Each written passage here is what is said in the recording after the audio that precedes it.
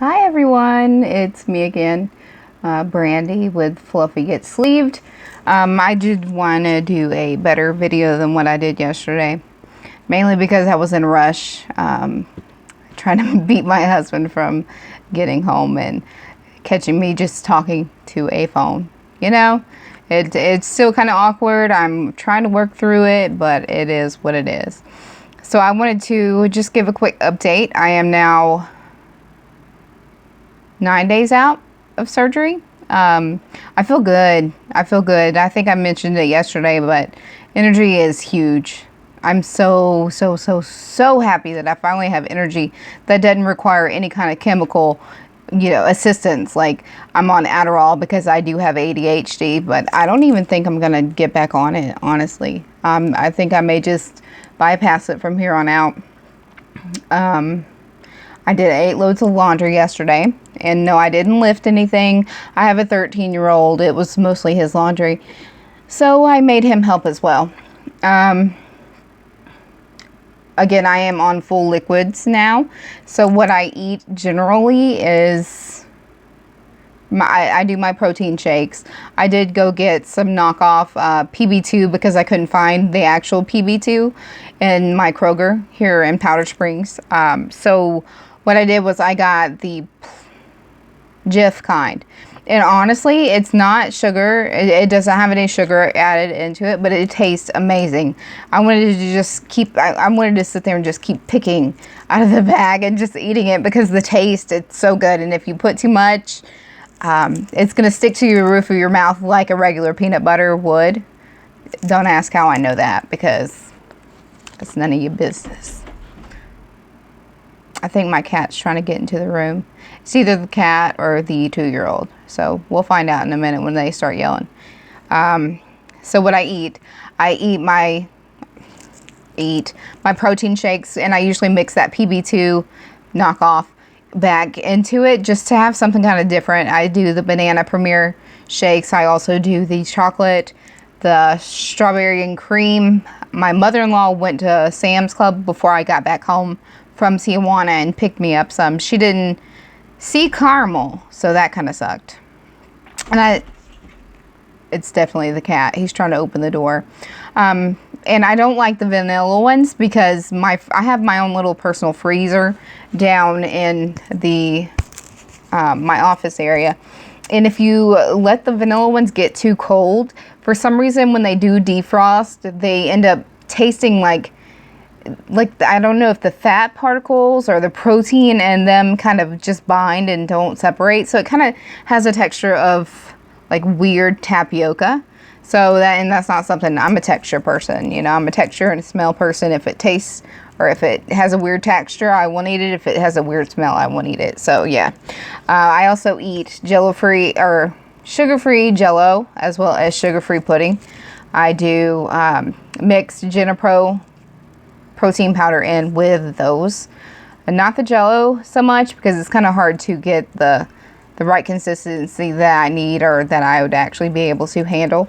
But with the pudding I do, and that's usually my late night snack. They did give us a meal plan to follow. I'm not very good at following stuff like that because, I work. I'm not at work right now, but my work hours vary. So some nights I work from 5:30 p.m. to 2 a.m. Some nights I end up working 8 a.m. to 4:30 p.m. So it's kind of hard to follow one of those schedules, but I do eat. I don't eat when I'm hungry, but I do try to eat, around the same times that it says to on the paperwork that they do send out to us from A Lighter Me. And if you didn't get that packet, just let me know. I know a couple people said they didn't get the packet, just trying to, going over all the dates that you start which new diet. So if you didn't get that, let me know. I can now always forward you mine, or you can always contact your coordinator, and which mine was Liberty, and they can send you out a new packet. You can also go on to the A Lighter Me website. I believe you would need your email address as well as your confirmation number that you get on your financial agreement, and you can log into the portal and you can look over it's got everything there that you need, the packing list, everything, anything that you need, honestly. So that's what I eat. I try to keep it normal. Today I tried to switch it up. I got some coconut curry chicken soup, cream soup. I got it mainly because I try to buy stuff that the kids don't like, so I don't have to share. And that's the complete honesty. They liked it. So I didn't get very much. This was my serving size. This is what I actually put in the microwave. This is all I heated up. And this is mine. This is what they left for me. And I don't like eating or drinking after people. So I'm just not gonna eat that right now. I'll probably heat up a new batch of it later. I'm also worried about the fact that it is curry and my stomach's kind of still. So I may, may skip that until a few weeks from now. Honestly, that's all I eat. I don't like trying to venture out into other realms as far as, trying new things, mainly because I don't want to screw it up. I don't want to mess up and eat something I'm not supposed to. And also because my stomach is weird right now, I don't want to get sick. Nobody likes to sit on the pot for 30, 40 minutes at a time. Your legs go to sleep, your butt goes numb. You get that the weird ring around your butt cheeks that just kind of sits there for like an hour or so. So that's not something, it's not fun. So I just eat what I know is going to work for me. After I do eat the protein shakes, about 30 minutes later, I do have to go. And it's kind of like an explosive. So I should have warned y'all. I have no filter, and it is what it is. I just want you guys to know what to expect, or what my experience is. I know everybody's different, but it's just like a quick, I pee, I wipe, I'm done. Obviously, I wash my hands afterwards, but that's all it is. It's not like a huge explosive issue after the fact, and it's not even every single time after. So as far as the constipation that everybody, talks about, I haven't gotten to that stage yet. I believe that's probably going to hit as soon as I start the mechanical phase of the diet, where I start introducing solids and softer foods. So that's just my opinion, or that's just my experience so far. Wound care. I've read a couple of nurses and RNs. I do have a surgical tech background, so I am kind of familiar in the whole the wound care portions, but the list that they give you from Lighter Me isn't. If you're allergic to Band-Aids, or if you're allergic to the tape, even if it's a sensitive tape, be careful, because that stuff, it tore my stomach up. My kids told me I looked like I had a flesh-eating disease, and we're scared that was going to turn into a zombie when I fell asleep, because it looks that bad. I mean, the scar or the incisions, they're maybe like an inch, a couple of them are maybe an inch long, but the issues are all of the... I will show you. You want me to show you? I'll show you. But I have my microphone on, so it might be bad. Don't judge me. This is it. Okay, so I have my bra, and I do have my Band-Aids on, but this, hold on, whoop, I'm too short. So this is what we're dealing with here. You see all of this, and this is not, like, some of it is from the residue that it leaves behind, but I did go in. That's my drain hole. I need to change that Band-Aid. It's actually hard. Why is it hard? Oh, that's so strange. Okay, I'm getting distracted. But what I did was, to get the residue off last night, I did go in and I took some coconut oil and I just kind of warmed it up in my hands. I rubbed it all over, let it sit there for about 5-10 minutes, and then I went to the shower and I washed it off. But my issue right now is the irritation that I get from the tape and the Band-Aids. So I'm thinking what I'm going to do is, tomorrow is day 10. That's when I'm able to let them air or remove the bandages. But I'm thinking I'm just going to skip that and just do that tonight, because I can't do this. Like, it itches and you can't scratch it, because then when you do, your skin's going to peel off and whatever. But if you have not went to Tijuana yet, or if you are there right now, when they take you on that pharmacy tour, I promise you, the best purchase that you can make outside of Diflucan, if you're a female, is the spray that they offer you. That spray is amazing. It has healed up my belly button, the one that's above my belly button, the incision. It's damn near healed. I mean, there's some skin pulled back from wherever they, you know, obviously your skin's gonna exfoliate itself anyway, but it's damn near healed up. So, you know, definitely buy that if you're able to. I believe it was $19.99 or either $24. Definitely buy it because it's a bottle and it's gonna last you. It is kind of, it's orange. It's orange. So, excuse me. So if you do buy it and you do use it after you get out of the shower, let your skin, or dry your skin off first. And then what I do, excuse me, unsweetened tea.